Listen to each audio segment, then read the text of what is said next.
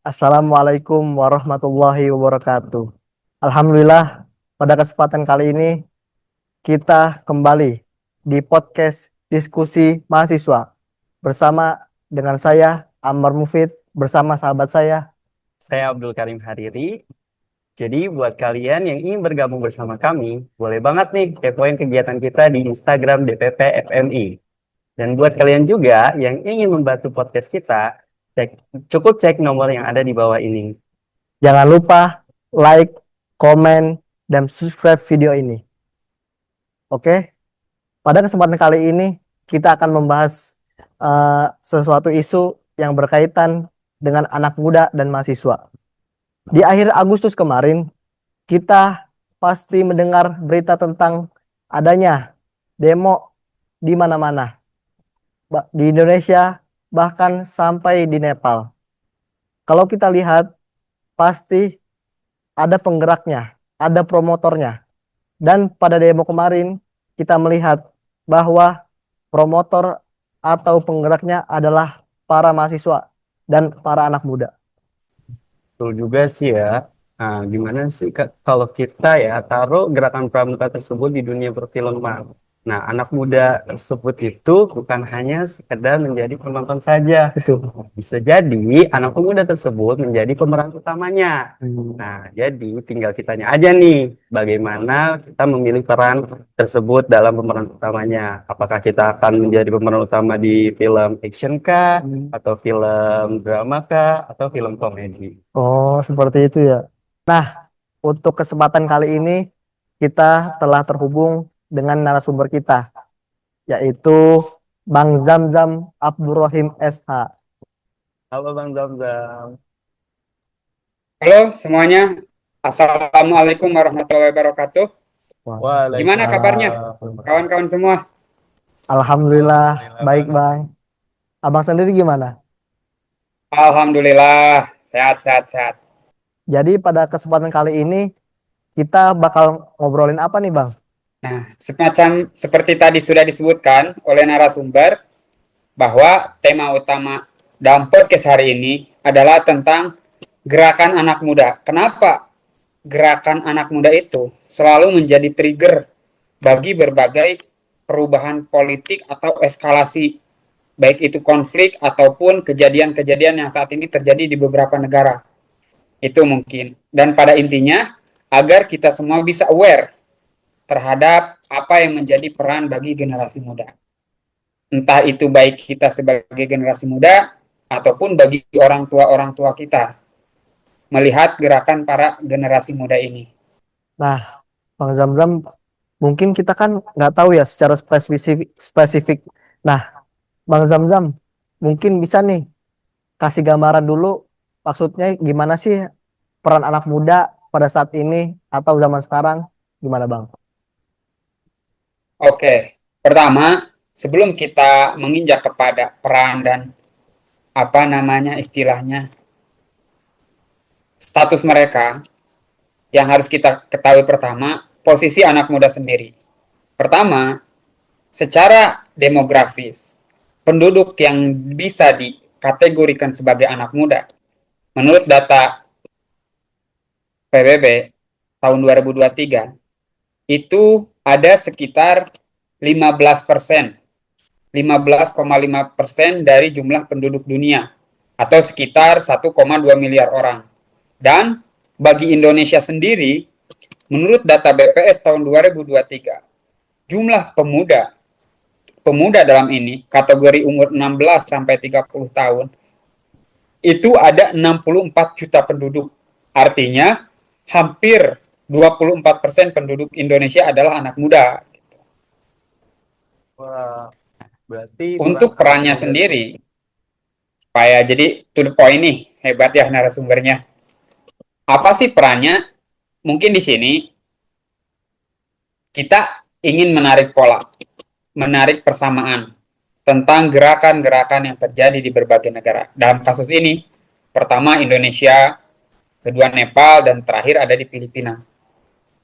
2 bulan terakhir ini, Agustus dan September, kita semua diramaikan oleh berita-berita tentang gerakan anak muda yang terjadi di berbagai negara, khususnya di Asia ya gitu.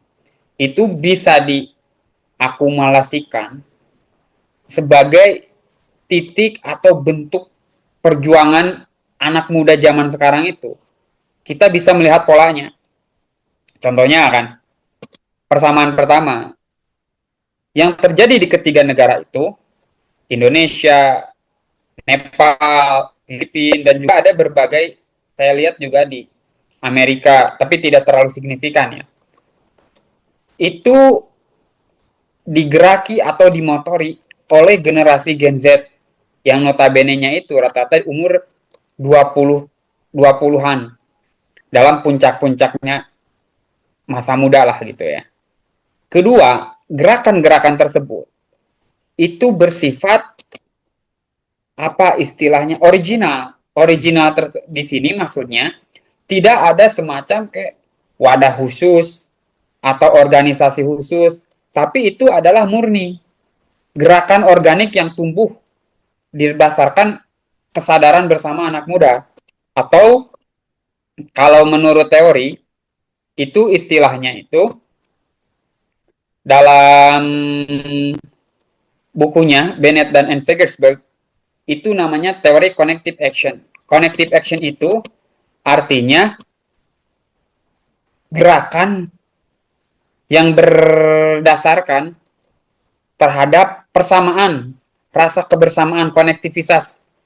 Misalkan yang di Indonesia sebagai anak muda mau itu berbagai kalangan gitu ya, entah itu sebagai udah yang bekerja atau yang masih belajar ataupun yang lainnya, mereka punya titik persamaan bahwa Indonesia ini sedang tidak baik-baik saja. Nah, rasa tidak nyaman tersebut itu yang bisa menjadi trigger, pemicu bagi anak-anak muda untuk turun aksi. Dalam hal ini ke lapangan.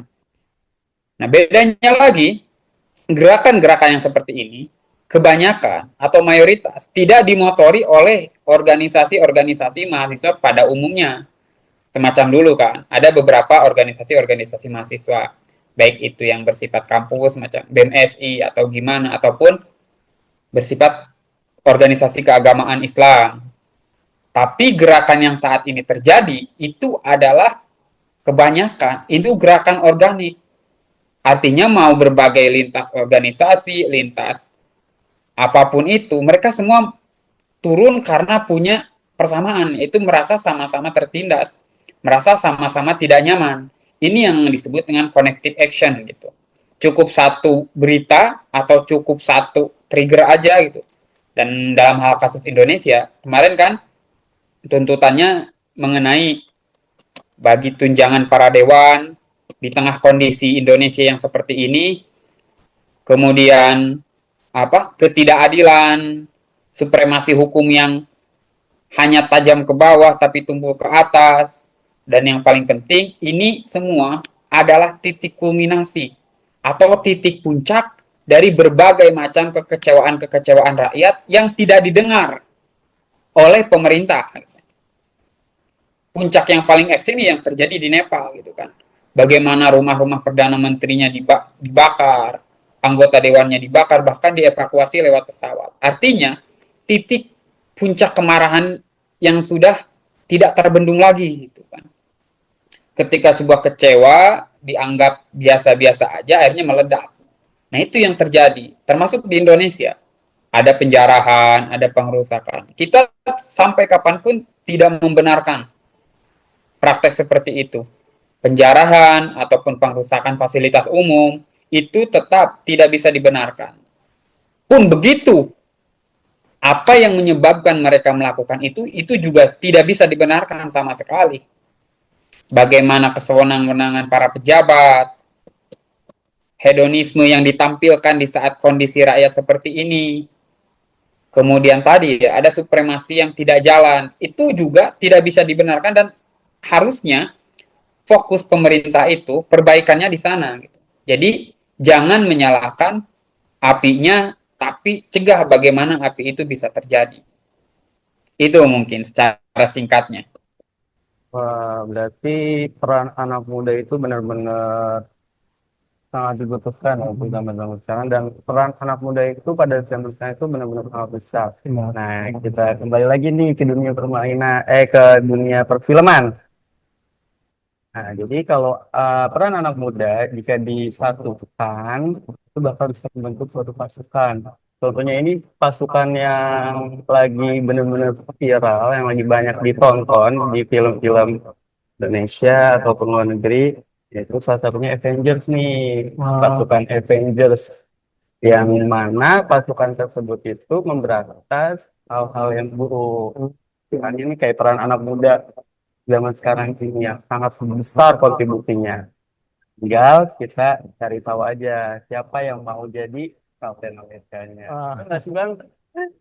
Ya, betul. Mungkin tadi ya, karena ini gerakan yang bersifat atau bernuansa anak muda, maka aroma-aroma istilahnya pop kulturnya sangat kerasa, sangat kentara.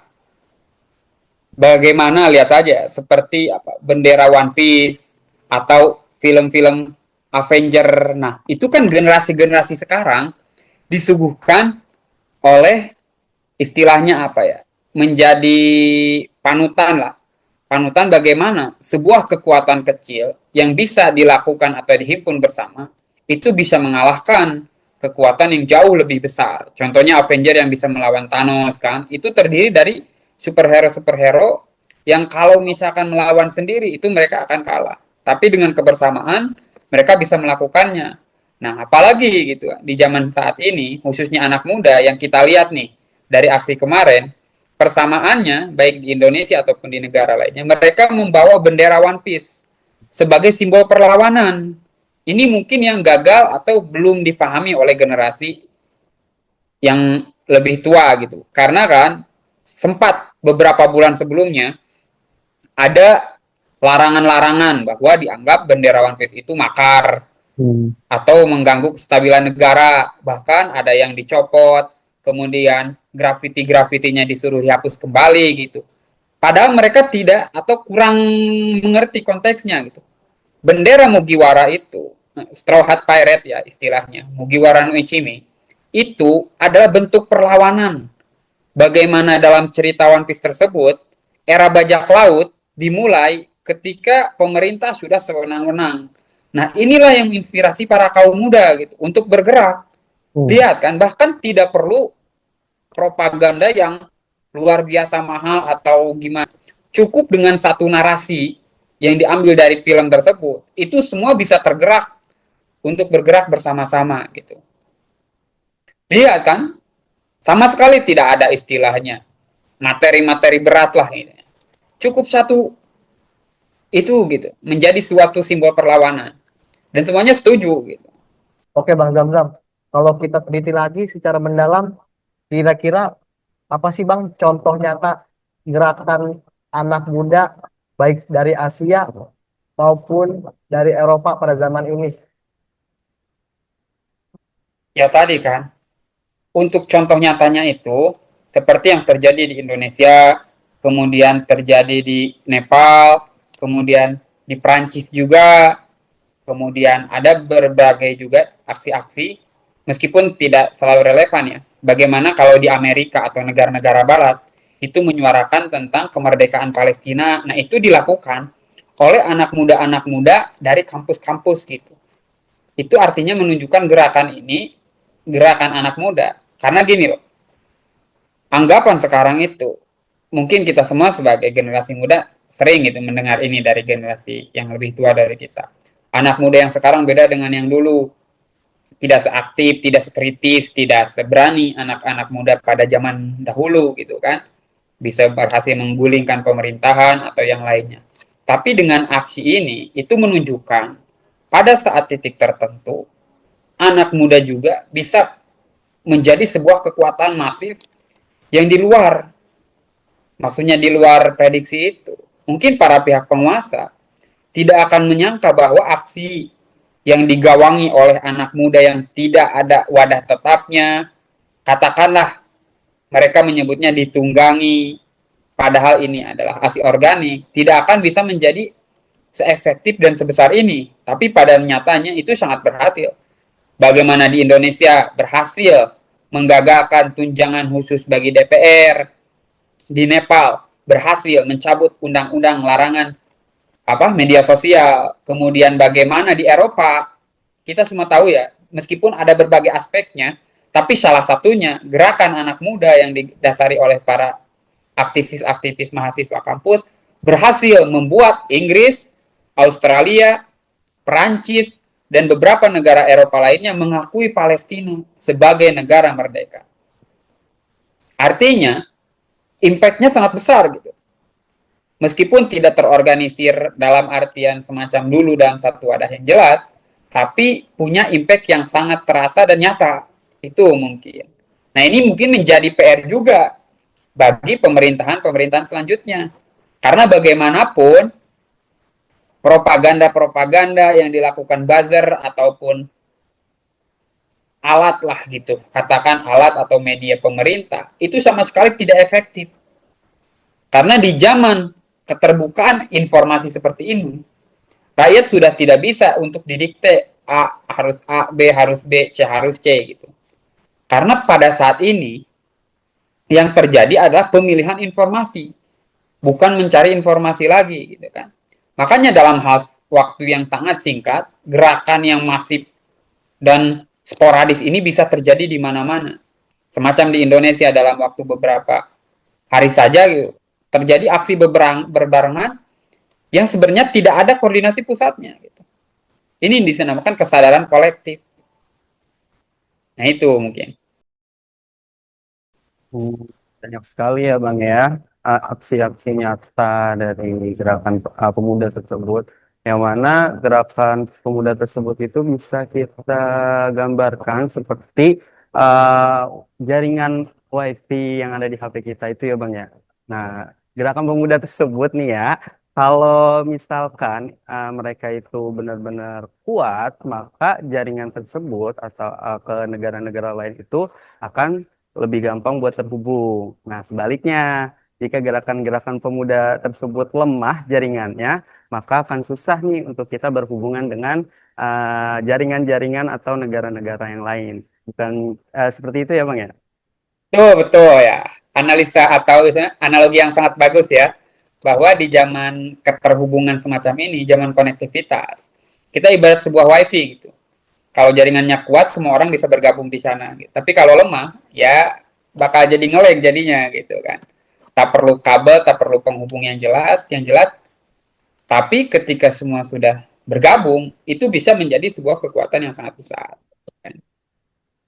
Oke. Nah, Bang, kan dari tadi kan kita kan melihat ya bahwa anak muda itu energinya begitu begitu besar. Nah, kira-kira apa sih, Bang, tantangan terbesar bagi anak muda? Nah, betul ya. Istilahnya kalau kata pamannya Superman, kata Uncle Ben, dia selalu bilang, di balik kekuatan yang besar, terdapat tanggung jawab yang besar. Ini juga tantangan bagi generasi atau gerakan anak muda yang terjadi pada hari ini, gitu kan. Pertama, tentu akses informasi. Artinya, meskipun generasi kita itu semua generasi digital, tapi tidak semua punya melek literasi digital yang baik, gitu. Dalam hal ini maksudnya itu masih banyak yang masih belum bisa memfilter. Karena kan zaman sekarang itu sudah berubah, bukan mencari informasi, tapi menyaring informasi. Itu yang terjadi akibat dari tidak bisanya memfilter akses informasi, banyak yang termakan hoak, terprovokasi, atau menjadi salah arahan gitu. Nah, itu yang harus menjadi awareness bagi gerakan-gerakan generasi muda. Kalau istilahnya mah gampang ditunggangi gitu kan, semacam kemarin. Nah, itu. Jadi nggak perlu sekarang menyuruh anu gitu. Cukup berikan satu informasi yang bisa disebarkan secara masif dan terstruktur, meskipun itu sebuah hoak ya gitu, menciptakan ketakutan atau apapun. Nah, itu bisa menjadi penghalang gitu kan. Contohnya nih gerakan-gerakan kemarin, ketika kita semua menggerakkan, padahal kita semua tahu kan, semuanya gerakannya murni. Ini istilahnya organic movement. gerakan yang terjadi karena kesadaran bersama. Tapi mulai berhembus isu, awas ditunggangi. Kemudian setelah itu ada isu lain lagi. Oh, katanya ini sengaja biar dibikin rusuh agar bisa diterapkan darurat militer. Atau oh, kalau misalkan ini sebenarnya bukan DPR-nya, kita terlalu fokus nyerang DPR sementara yang lainnya bisa menyelamatkan diri atau pengalihan isu. Nah, isu-isu semacam ini itu tidak bisa dilawan, tidak bisa dibiarkan kecuali dengan nilai kritis yang benar-benar dimiliki oleh para aktivis muda zaman ini. Bagaimana kita melatihnya? Ya tidak lain dan tidak bukan. Itu adalah dengan belajar untuk berpikir kritis gitu. Nah, ini yang saat ini saya melihat masih kurang terjadi di anak muda. Bagaimana belajar logika yang baik, nalar kritis yang jalan. Nah, itu masih belum semua anak muda mengerti tentang konsep tersebut. Sehingga kalau memang suatu anak muda gitu, meskipun tidak semua, tapi ada yang memang bersadar secara kolektif juga tentang pentingnya berpikir kritis, tentang pentingnya mencerna informasi, maka gerakannya ataupun apa namanya aksi-aksi ke depannya itu. Nah, pertama kan akses informasi, artinya akses informasi di sini kekuatan dari generasi muda untuk bisa mencerna dan memfilter arus informasi yang deras ini di zaman seperti ini. Kedua, tentu saja tekanan politik dan sosial. Seperti kita tahu sendiri kan, bagaimana dicap atau misalkan apa namanya stigma negatif, diserang buzzer-buzzer itu secara digitalnya ya. Nah, secara lebih besarnya lagi, kita harus berhadapan dengan aparat-aparat di jalanan, semacam yang terjadi yang sangat sedih ya, dan menjadi trigger besar bagi gerakan di Indonesia. Al-Fatihah untuk almarhum Afan dan juga beberapa korban lainnya. Itu tidak lain dan tidak bukan ketika sebuah gerakan anak muda sudah mulai turun ke jalan, maka mau tidak mau mereka harus berhadapan langsung dengan aparat yang memang bertugas untuk mengamankan. Meskipun dalam hal ini seringkali aparat tersebut malah menjadi kepanjangan tangan bagi pihak-pihak yang ingin kepentingannya terganggu. Dan akhirnya aparat versus masyarakat, dan ini kaum muda. Korban jatuh di kedua belah pihak. Itu sesuatu yang memang sangat disayangkan, tapi itu adalah resiko dari sebuah gerakan. Tidak bisa dihindari. Ketiga, ekonomi tentu ya. Ini yang paling penting. Problem atau istilahnya apa ya, tantangan terbesar gerakan pemuda zaman sekarang itu adalah ekonomi. Ini loh, tingkat pengangguran di Indonesia itu cukup sangat tinggi sekali ya. Bahkan untuk tingkat dunia, menurut data ILO, International Labour Organization tahun 2024, tingkat pengangguran pemuda secara global itu mencapai 14,9%, lebih tinggi daripada kelompok usia lainnya. Artinya apa? Ya kita mungkin merasakan ketika kepentingan berbenturan dengan idealisme, nah itu sangat sulit sekali gitu. Ada beberapa yang memang berhasil, misalkan mereka tetap dengan idealismenya. Tapi sangat disayangkan tidak sedikit juga orang yang tadinya punya idealis, punya kepentingan, punya cita-cita yang besar dalam hal ini menjadi sebuah gerakan, motor gerakan anak muda. Tapi ternyata ketika dibenturkan dengan keadaan, ekonomi yang sulit, kemudian ada tawaran yang lebih bagus dengan syarat untuk berkompromi, banyak yang akhirnya malah menjadi kepanjangan tangan dari pihak-pihak yang dulu ia lawan, dari pihak-pihak yang dulu ia tentang. Semacam itu mungkin. Jadi benar-benar berbeda sekali ya tantangan dan gerakan anak muda sekarang dengan zaman dahulu. Yang mana kalau dulu itu ketika kita revolusi itu harus menggunakan senjata senjata yang lain. Nah, tapi kalau zaman sekarang itu cuman cukup dengan alat elektronik dan kuotanya saja. Nah, ketika mereka tidak memiliki keduanya, akan sulit untuk anak-anak muda sekarang itu bergerak. Ya, bukan seperti itu, Bang? Betul. Kalau dulu revolusi itu butuh senjata, sekarang cuma butuh HP dan kuota. Betul, itu kan. Tapi akhirnya kita juga harus belajar ya. Kita harus bisa menjadi keyboard warrior. Tapi selain keyboard warrior, kita juga harus bisa menjadi apa namanya agen of change yang sebenarnya gitu kan. Bahkan yang fenomena yang terjadi saat ini, bagaimana para influencer-influencer itu lebih didengar dan lebih dipercaya daripada pernyataan resmi pemerintah. Itu kan bagaimana ya kita sebutkan ada Bang Ferry Irwandi, kemudian dari pihak lainnya itu lebih didengar daripada pernyataan resmi pemerintah gitu. Nah, Iya ini sih. apa namanya pergeseran yang terjadi saat ini seperti itu. Oke Bang, kalau kita tarik nih dari konteks yang tadi udah Abang bilangin, udah Abang terangin kan, kita tarik konteksnya ke negeri kita di Indonesia. Kira-kira apa sih Bang yang bisa mahasiswa lakukan untuk sekarang ini? Nah, ini betul juga apa yang bisa kita apa ditarik untuk mahasiswa yang ada di Indonesia pada umumnya. Pertama tadi ya, tetap gelorakan semangat anak muda gitu kan. Dalam Islam juga kan syubhanu yaum rizalul god, pemuda hari ini adalah pemimpin di masa yang akan datang. Camkan itu dalam diri kalian. Kesadaran kolektif bahwa tidak ada yang bisa merubah suatu kaum kecuali kaum itu sendiri kan. Bagi mahasiswa ataupun anak muda secara khususnya gitu ya. Karena tidak semua orang mungkin di Indonesia punya kesempatan dan privilege untuk belajar di kampus. Untuk yang bisa belajar di kampus, punya privilege di kampus, cobalah ikuti organisasi-organisasi kampus. Memang mungkin ya, saat ini saya sendiri melihat gitu, terjadi degradasi lah gitu. Maksudnya degradasi itu peminat gerakan atau peminat dari organisasi-organisasi mahasiswa tidak semembara, tidak semembara, tidak seramai dulu untuk mengikuti gerakan atau organisasi mahasiswa. Padahal banyak hal positif yang bisa didapatkan di sana. Yang paling pentingnya itu ya koneksi. Koneksi, kemudian tadi ada beberapa hal yang tidak bisa didapatkan di ruang kampus saja, tapi didapatkan dari koneksi atau juga gerakan-gerakan di organisasi mahasiswa.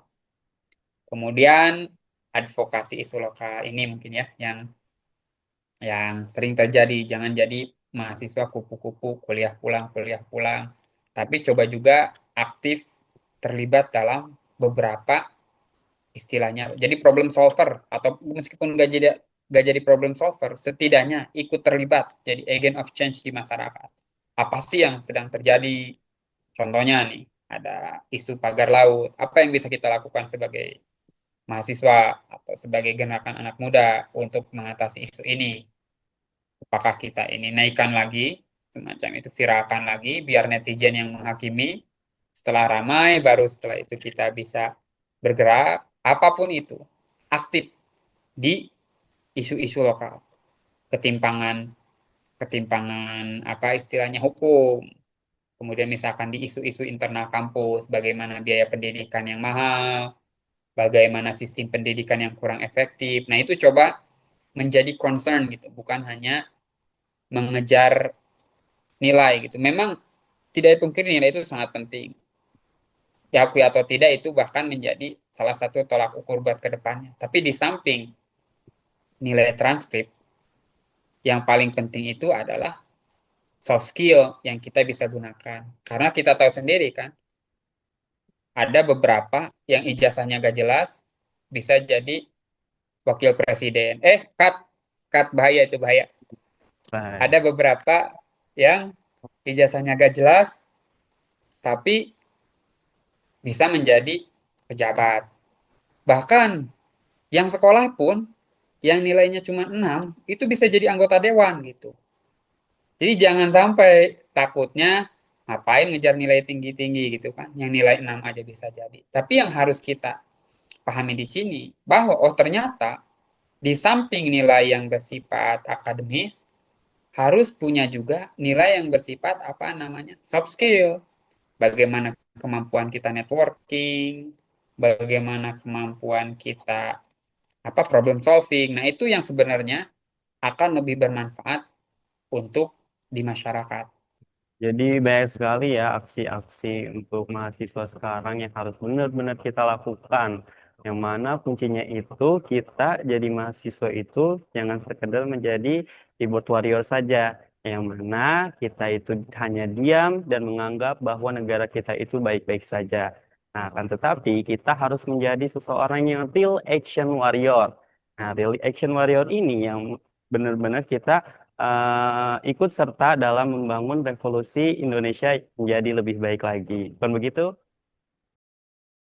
Betul, karena seperti tadi kan disebutkan juga, innallaha la yughayyiru biqaumin hatta yughayyiru bi anfusihim. Allah tidak akan merubah suatu kaum sampai kaum itu merubah dirinya sendiri. Artinya ikhtiar, usaha, jangan sampai menunggu kerasa dulu gitu kan. Merasa, oh pas lulus kuliah kenapa nyari kerja susah gitu. Atau misalkan pas lulus kuliah kenapa politik di Indonesia seperti ini, kenapa birokrasinya ruwet. Jadi jangan sampai menunggu seperti itu. Sadari bahwa apa yang terjadi saat ini itu tak lain dan tak bukan adalah produk dari keputusan politik yang dilakukan oleh para pemerintah, ataupun penegak hukum di negeri ini. Maka dari itu, pintar-pintarlah untuk memilih siapa yang akan memimpin Indonesia ke depannya. Karena nasib kita 5 tahun ke depan, baik itu kebebasan berekspresi, lapangan pekerjaan, peluang bisnis, apapun itu tidak akan lepas dari regulasi yang diatur oleh pemerintah. Oke. So, bijak-bijaklah dan pahami nilai kritis serta berpikir jangka panjang. Oke. Pembicaraan kita hari ini seru banget ya, Riz. Seru sekali. Nggak terasa, ternyata kita udah di penghujung acara. Dari data global sampai ke pernyataan di dunia, bahkan di Indonesia ini kan. Betul banget. Bahkan tadi kita sampai dengar yang beritanya Pak Prancis bahwa eh, para anak muda Sangat merupakan penting. berperan penting bagi promosi sebuah negara. Nah, dan juga pesan untuk anak-anak muda sekarang, jangan kalian diam di rumah saja. Maka ketika kalian diam, masa depan juga bakal ikut diam. Nah, maka dari itu, ayo terus bersuara, tapi tetap cerdas, santun, dan berbasis data. Terima kasih banyak kepada Bang Zamzam Abdul Rohim yang telah menyempatkan waktunya untuk bergabung pada podcast kali ini. Terima kasih kepada penonton dimanapun kalian berada. FMI, Ya, setiap mahasiswa mahasiswa bersama bersama ulama. ulama. Takbir. Allahu Akbar. Allahu Akbar. Assalamualaikum warahmatullahi wabarakatuh.